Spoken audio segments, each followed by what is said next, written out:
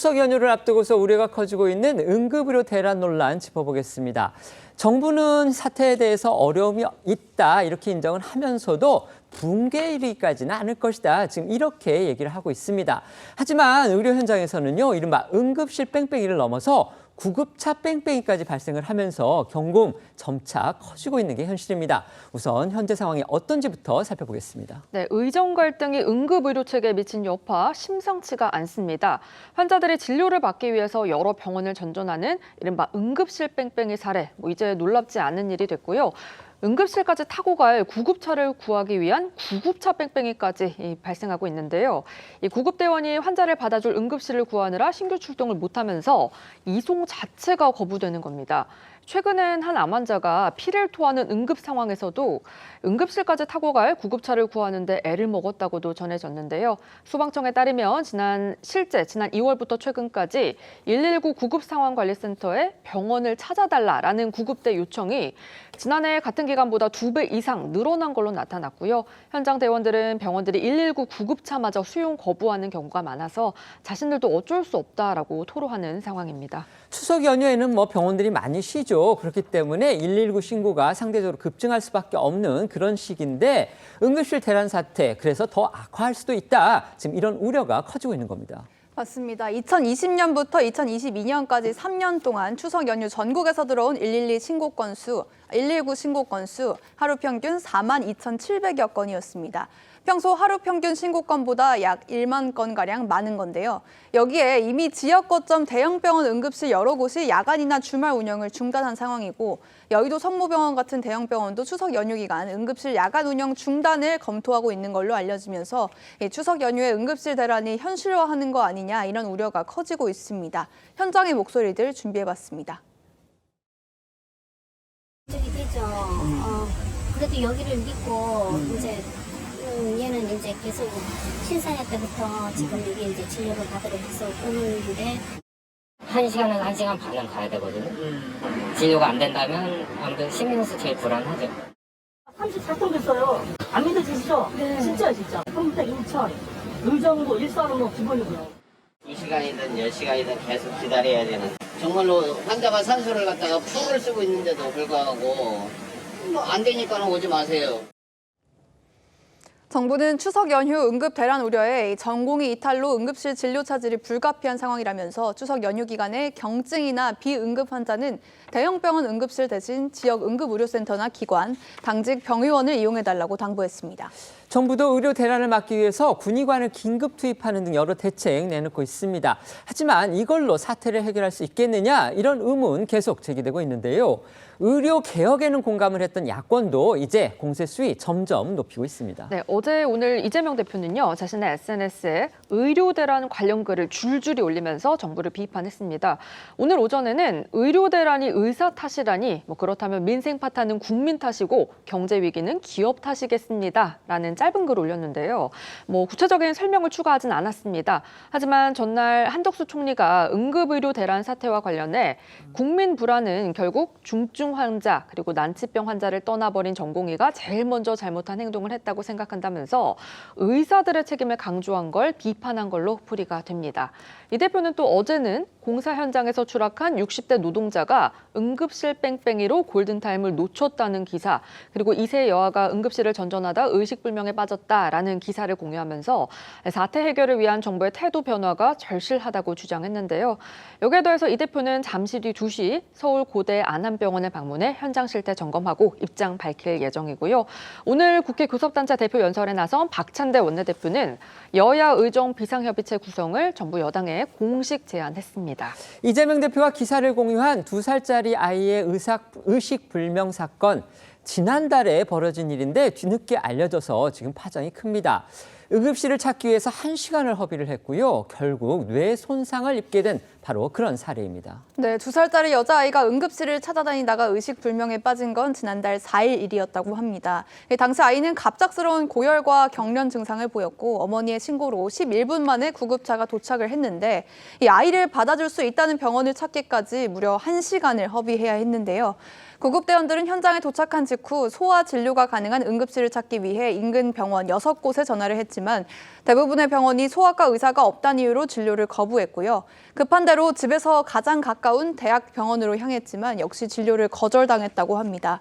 그렇게 아이는 1시간 동안 11곳의 병원에서 거절당한 뒤에야 인천에 위치한 인하대병원 응급실에서 치료를 받을 수 있었다는데요. 하지만 이미 심각한 뇌 손상을 입은 상태였고 현재 한 달째 의식불명 상태에 빠져 있다고 합니다. 네, 이 사건과 관련해 박민수 보건복지부 차관은 오늘 구체적인 상황을 조사하고 있다는 입장을 밝혔습니다. 또한 응급실 뺑뺑이 사례와 관련해 정부도 매일 모니터링을 하고 있다며 현장에 어려움이 있는 건 분명한 사실이지만 극복할 수 있다고 판단한다고도 덧붙였습니다.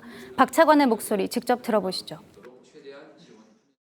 현장에 어려움이 있다라는 것은 분명한 사실입니다. 그 자체를 부정하는 것은 아닙니다. 그러나 이제 현장 얘기는 이제 부분적인 자기 주변에 있는 것들 상황을 이제 주로 전달을 하는 것이고 저희는 이제 그것과 함께 이제 그런 뉴스가 나지 않는 곳의 상황까지도 다 포괄적으로 이제 자료를 보고 판단을 하는 것이기 때문에 그런 전체적인 상황을 볼 때는 어려움이 일부 있는데 그런 것들을 극복해낼 수 있다라고 판단을 하는 것입니다. 그러니까 어려움은 있지만 극복이 가능한 상황이다. 이게 정부의 입장입니다. 하지만 여권 안에서조차 지금 비판적인 목소리 나오고 있는데요. 특히 의사면허 갖고 있는 안철수 의원은요. 응급실 상황이 심각하지 않다. 이런 정부의 말 현실 호도다. 이렇게까지 비판을 했고요. 그런데 이에 대해서 박민수 차관이 또 정면으로 되받는 그런 상황까지 벌어졌습니다. 네, 어제 안철수 의원이 자신의 SNS에 글을 올려 일부 어려움이 있지만 붕괴를 우려할 상황은 아니라고 한 이 박민수 차관의 말을 반박한 건데요. 안 의원은 제목에서부터 정부 관계자는 당장 구급차부터 타보라 라면서 정부를 겨냥했고요. 복지부 차관의 말을 믿는 국민은 아무도 없다면서 응급실 상황이 심각하지 않다고 말하는 건 현실 호도고 잘 준비된 현장만을 방문하거나 설정 사진 찍고서 문제가 없다고 대통령실에 보고해서는 안 된다고도 꼬집었습니다. 네, 그러자 박 차관은 안 의원이 무슨 근거로 그런 말을 하는지 모르겠다며 맞받아쳤습니다. 또 붕괴라는 건 의료기관이 문을 닫고 환자 진료를 못하는 상황인데 왜 국민 불안을 가중시키는 붕괴라는 표현을 하는지 이해가 되지 않는다며 팩트에 근거해야지 국민들을 너무 불안하게 하는 표현은 적절하지 않다고 불만을 토로하기도 했는데요. 그러면서 박 차관은 상황이 어렵다는 것을 부정하는 게 아니라 극복할 대책이 있다고 재차 강조했습니다.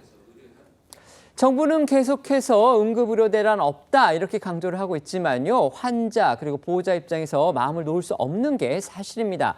그렇다면 정말 실제 상황은 또 어떤지가 궁금해지는데 저희 TV조선 기자들이요. 서울 주요 병원 응급실 2곳을 24시간 취재해봤습니다. 그 내용 소개해 주시죠. 네, 저희 기자들이 있었던 응급실은 이 서울 아산병원과 서울대병원 응급실 이렇게 2곳입니다. 24시간을 지켜보니까 환자가 응급실 문턱을 넘는 데까지 2~3시간이 넘게 걸리기도 했다고 하고요. 응급실에 들어갔다고 해도 입원까지는 또 한참을 대기해야 했습니다. 또 응급실을 찾아서 수십 번 전화를 돌리면서 수십 킬로미터가 떨어진 병원까지 가기도 하는데 배가 아프다는 아이를 태우고 소아 전문 응급실을 찾아왔던 응급차는 다른 병원을 찾아가야 했고요. 서울인데 전북 전주에서 달려온 구급차도 있었습니다. 24시간 동안 6명의 기자가 만난 구급차는 총 84대였는데요. 현장의 목소리 들어보시죠. 6시간 동안 앉아갖고 있었는데 결국에는 이건 아니더라고요. 지금 많이 악화돼갖고 오늘 또 어떻게 간신히 응급실에 들어가는 들어왔는데 구급차를 타고 왔었는데 그때 거절을 당해서 지금 이동안 들어가실 수 있다. 말씀을 해주셔서 겨우겨우 응급실에 들어가면 했는데 의료진 좀 부족하고 안쪽에 혼자가 많아서 이제 이것을 제한해서 받고 있어요. 추석 연휴를 앞두고서 응급실 대란에 대한 우려 커지고 있습니다. 정부는 붕괴까지 그럴 걱정한 상황은 아니다 이렇게 얘기를 하고 있습니다. 하지만 지금 방금 전해드린 대로 저희 TV조선 기자들이 직접 현장에 나가서 24시간 동안 보니까 현실이 지금 그렇게 쉽지 않아 보인다. 지금 이런 결론을 내렸습니다. 그렇다면 이 사태 과연 어떻게 해법을 찾아야 될지 패널들의 의견 한번 여쭤보겠습니다. 말씀해 주십시오. 물론 몇 년 전 얘기긴 하지만 제가 넘어진 적이 있어요. 그래서 응급실을 찾아가는데 그때는 의료 대란이 있기도 전이었는데 한참을 기다려서 제가 굉장히 당혹해한 일이 있었는데 지금은 더더군다나 의료 대란이 있는 상황입니다. 그런데다 추석이 다가오기 때문에 실제로 응급실 상황은 굳이 상상하지 않아도 얼마나 심각한 상황으로 빠져들 것인가를 상상하기 어렵지 않거든요. 더군다나 집에 어르신이나 환자가 있는 집들은 이 추석 돌아오는 자체가 걱정일 것 같거든요. 이거 당해봐야 아는 일 아닙니다. 그런데 지금 보면은 의정 갈등이 하나도 지금 돌파구가 보이지 않는 상황인데 그중에 이제 타협안으로 나온 것이 2025년은 지금 이미 기정사실화 됐으니 그렇고 2026년은 다시 원점에서 재검토하자는 거잖아요. 제가 볼 때도 현실적으로 그 안밖에 없고요. 특히 이 한가위와 관련해 가지고는 적어도 우리 의사 선생님들께서 한가위 동안만이라도 지금 그 의료 시스템이 어떻게 가동되는지는 모르겠지만은 의사들이 지금 이러고 있는 게 의사 이기주의가 아닌 거라는 걸 보여주기 위해서도 다시 의료 현장에 단 며칠만이라도 돌아오시는 게 본인들의 목소리를 강화하는데 맞지 않을까. 그리고요, 이 의사 선생님들도 타협을 하려면은 명예로운 퇴로를 열어줘야 되는데 조금 전에 차가운 목소리가 나오는데 책임 있는 사람 빨리 교체시키는 게 맞아요. 네.